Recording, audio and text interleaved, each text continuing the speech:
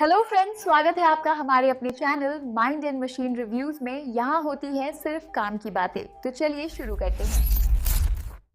चलिए आज बात करते हैं रॉबिन शर्मा की एक बहुत ही खास किताब के बारे में, जब आप नहीं रहेंगे तो कौन रोएगा।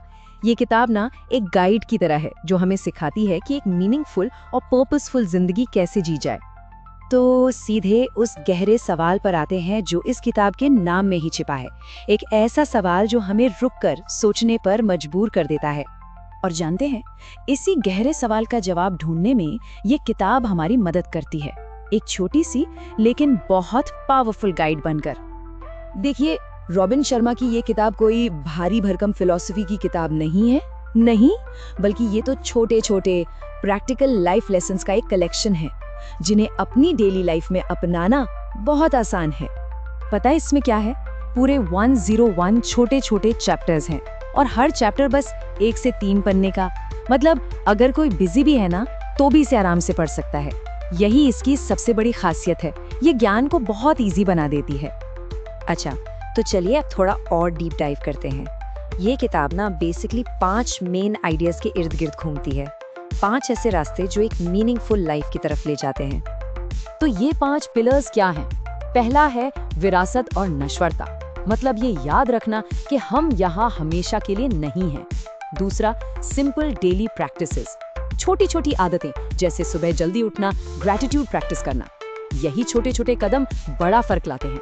तीसरा है कैरेक्टर एंड सर्विस, सीधी सी बात, एक अच्छा इंसान बनना और दूसरों की मदद करना।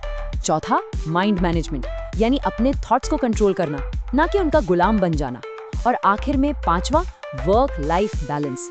इन 5 को मिला दें तो एक खुशहाल जिंदगी की फाउंडेशन तैयार हो जाती है। अच्छा, इस पूरी किताब का जो एसेंस है ना, उसे समझने के लिए एक छोटी सी कहानी सुनते हैं। ये कहानी इसके मेन मैसेज को एकदम साफ कर देगी। तो कहानी शुरू होती है एक क्लासरूम से।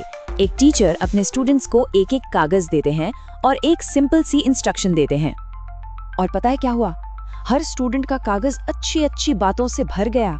इससे एक बात साफ होती है कि हमारे छोटे छोटे काम, हमारे कहे हुए शब्द दूसरों पर कितना गहरा असर डालते हैं। लेकिन कहानी यहाँ खत्म नहीं होती।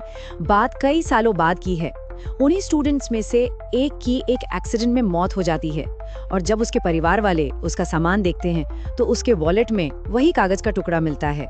सोचिए, उसने इतने सालों तक उस कागज को संभाल कर रखा। शायद ये उसे याद दिलाता था कि उसकी जिंदगी दूसरों के लिए कितनी मायने रखती है। और यही तो रॉबिन शर्मा का सबसे बड़ा लेसन है।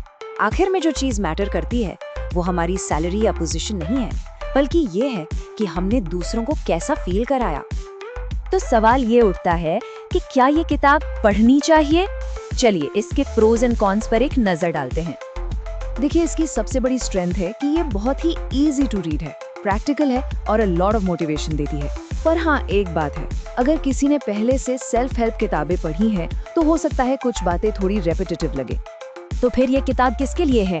वेल, ये उन लोगों के लिए परफेक्ट है जो पर्सनल ग्रोथ की दुनिया में अपना पहला कदम रख रहे हैं। और जो लोग इस रास्ते पर पहले से हैं, उनके लिए ये बेसिक्स का एक बढ़िया रिफ्रेशिंग रिमाइंडर है।